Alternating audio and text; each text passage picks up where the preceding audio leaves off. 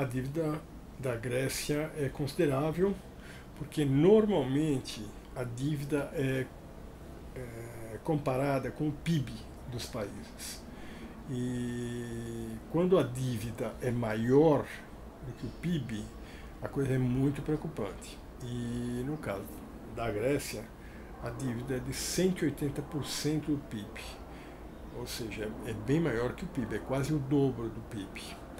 Agora, veja, o Brasil, para você ter uma comparação, atualmente a dívida no Brasil é de 67% do PIB. Então é bem menor do que a dívida grega. O que levou a essa crise são processos e estruturas do Estado grego que existem desde sempre. Então, a Grécia ficou independente desde 1832. Desde então, existem problemas com corrupção e politização do serviço público.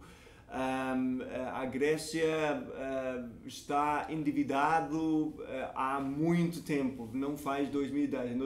2010 foi o estopim da crise atual, mas na verdade foi o resultado de uma crise muito mais ampla e profunda. A primeira coisa que a gente tem que manter em nossa consciência quando a gente fala da Grécia é que a gente está falando de um país na Europa, né? Então, assim, os níveis de pobreza europeus eles não são visíveis como são na América do Sul. Então, por exemplo, você chega em Atenas, você vê morador de rua, você vê a pobreza, digamos assim, em um nível um pouco maior do que seria a média europeia, mas você não enxerga esse problema, digamos assim, da forma com que você enxergaria na América do Sul, né? Então ele está muito menos presente no seu olho, o que não significa que ele não seja trágico, né? Quer dizer, você não tem, por exemplo, uma crise de moradia, como você tem no Brasil, com a questão sem teto e tudo mais, mas você tem uma crise de eletricidade, no qual, por conta do problema das pessoas basicamente não terem dinheiro para pagar suas contas de luz, elas acabam tendo sua eletricidade cortada e em um país onde você tem inverno de até 0 grau, né? E aí você tem... São coisas que não são tão visíveis, mas são extremamente fortes.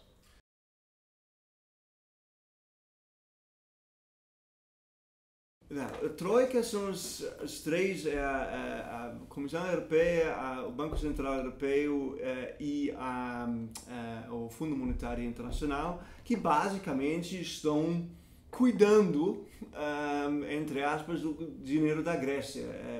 O acordo que a Grécia tem em termos da execução desse acordo fica nas mãos dessas três instituições.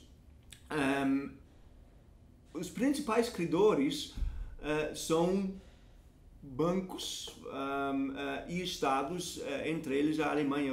Se não me engano, o principal credor da Grécia é a Alemanha. E obviamente existe uma pressão muito forte sobre o governo da Angela Merkel, por exemplo, pela população, pela opinião pública, para que a Grécia pague o que está devendo. E daí esse impasse entre a Grécia e a Alemanha principalmente. Esse acordo é polêmico porque o FMI, por exemplo, e aí dos membros da Troika, o único que eu sei que disse que essa dívida é impagável foi o FMI. E o FMI sabe que a Grécia não tem condições de pagar essa dívida. Então, seria muito mais racional que se perdoasse uma parte dessa dívida. Por quê? Porque os bancos europeus que emprestaram esse dinheiro ganharam muito já com esses empréstimos. As taxas de juros não foram baixas e os bancos tiveram uma rentabilidade importante com esses empréstimos. Eles não vão quebrar, os bancos europeus, se der um perdão, uma liberalidade para a Grécia, se uma parte dessa dívida for perdoada. Esse tipo de expediente, perdoar dívidas, já foi usado diversas vezes no mundo, né? A própria Alemanha teve a sua dívida perdoada logo depois da Primeira Guerra e logo depois da Segunda Guerra. O Tsipras ele gosta de falar que ele estava encurralado e que ele foi chantageado. Só que a verdade é que ele cedeu à chantagem e ele cedeu à pressão que veio dos credores.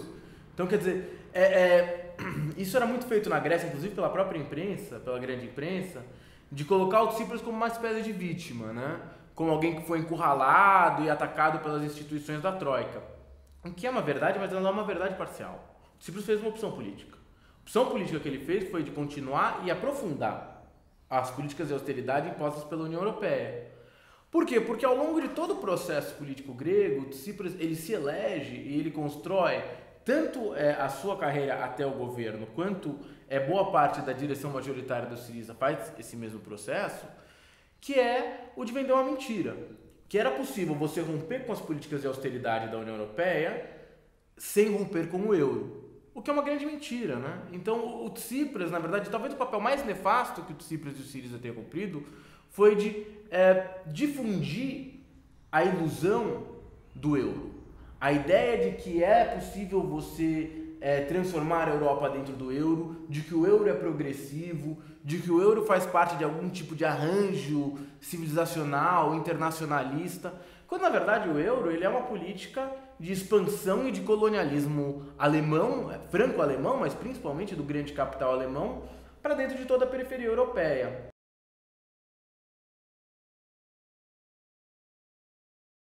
Se a Europa, os Estados Unidos entrassem de novo ou novamente numa crise profunda, teria um impacto muito forte no Brasil, porque são dois dos principais mercados.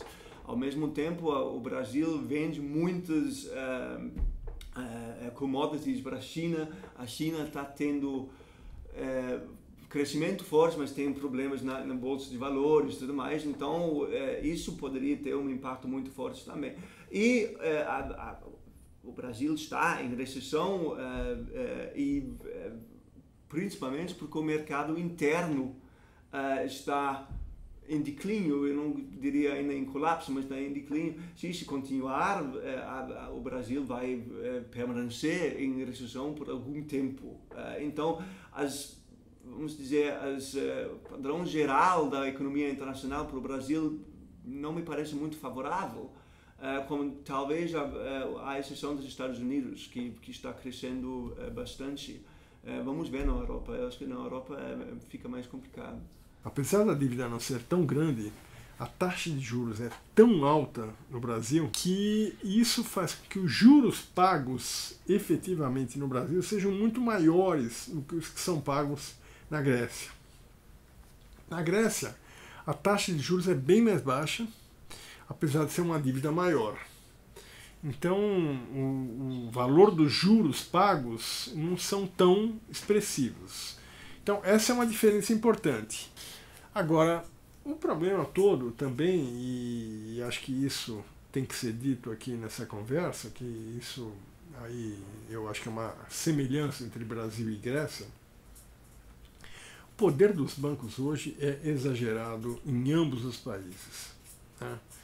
No caso da Grécia, os bancos europeus, no caso do Brasil, são os bancos brasileiros mesmo, ou que estão aqui, e alguns poucos bancos estrangeiros.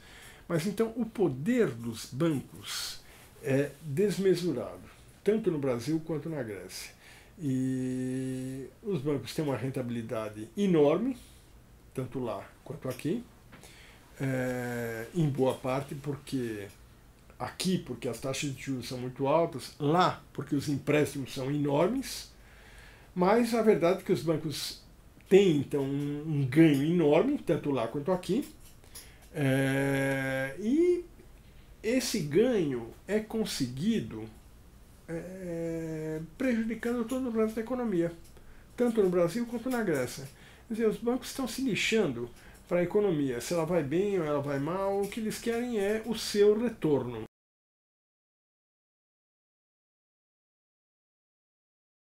A meu ver, o que foi concordado agora, esse acordo com a Grécia, não resolve absolutamente nada, só demora a solução do problema. A Grécia não vai pagar essas dívidas. enfim, eventualmente vai ter que ter uma reestruturação, corte de dívidas. Eu acho que não tem outra saída. Na verdade, o acordo foi muito típico europeu. Você ganha um pouco de tempo, mas daqui a 6 meses, 1 ano, sei lá, a gente vai estar no mesmo momento, porque a gente vai ter crise de novo. A Grécia não vai pagar essas dívidas, não porque não quer, mas porque não pode. A Grécia tinha justamente que começar tudo de novo, esquecer o euro, partir para uma moeda própria, coisa que o Brasil já fez várias vezes, né? E o Brasil tem bastante experiência em criar moedas, né? Criamos o Cruzado Novo, depois criamos o real. Então, começar com uma nova moeda, começar tudo de novo. Claro que isso tem problemas operacionais, mas que é possível de ser feito. O Brasil, acho que até pode vender tecnologia nessa questão, mas teria que se fazer isso, porque vai ter que fazer a conversão do euro para a nova moeda, para uma série de fatos, vai ter que ter uma espécie de tablita, que nem nós tivemos aqui no Brasil no passado, mas partir para a sua própria moeda, aonde o governo grego administre. Haja um banco central da Grécia que vai administrar essa nova moeda. Dessa forma, a Grécia vai encontrar o seu caminho, na minha opinião. É claro que tem uma série de outras coisas que têm que ser feitas, mas eu acho que o caminho é esse. Implantar uma nova moeda, fazer reformas independentes, e dessa forma a Grécia vai encontrar o seu caminho rapidamente. Agora, o que vai acontecer com o Tsipras? Eu acho muito provavelmente que, como o Tsipras sai desse processo de negociação à luz do povo grego como alguém que combateu a austeridade e também como as suas políticas de austeridade ainda não estão sendo aplicadas, muito provavelmente ele vai ter uma votação maior do que a última votação que ele teve. Agora, quando ele começar a aplicar as políticas que foram votadas, que ele impôs sobre o parlamento e sobre a ala esquerda de seu partido, quando começarem a ser implementadas as reduções das idades de aposentadoria, quando começarem a ser implementadas as políticas de privatização brutais, agora falam em mais de uma dúzia de aeroportos na Grécia a serem privatizados pelo esse governo, pelo esse partido que se construiu sob base de um discurso anti-austeridade. E aí vem a pergunta: a esquerda do Syriza, o Antarcia e o próprio KKE, e os setores que não estão em nenhuma dessas 3 organizações, mas que lutam contra a austeridade, qual vai ser a força que eles vão ter na próxima eleição? Eu não sei.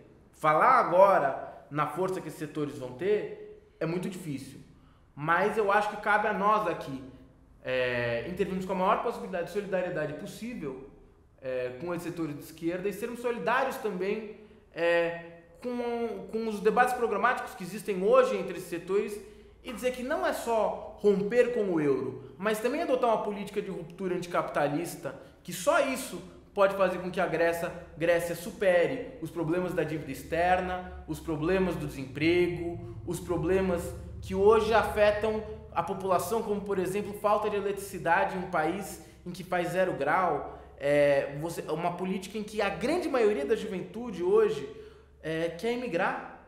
Os jovens gregos não querem mais continuar na Grécia por causa das políticas de austeridade, porque simplesmente não tem mais o que fazer na Grécia. Também lutar para que dentro dessa reorganização da esquerda se tenha também uma política de solidariedade com os imigrantes que hoje estão entrando na Europa.